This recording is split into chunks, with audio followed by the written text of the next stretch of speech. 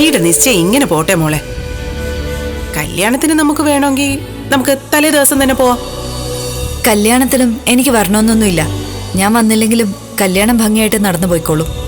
എനിക്ക് നല്ല ദിവസമൊന്നും അല്ലത്. രണ്ടാമത്തെ തവണയാണ് ഇഷ്ടമില്ലാത്ത പെണ്ണിനെ എന്റെ തല കെട്ടിവെക്കാൻ നോക്കുന്നത്. എടാ, ഈ സമയത്ത് ഇങ്ങനെയൊന്നും പറയല്ലേ.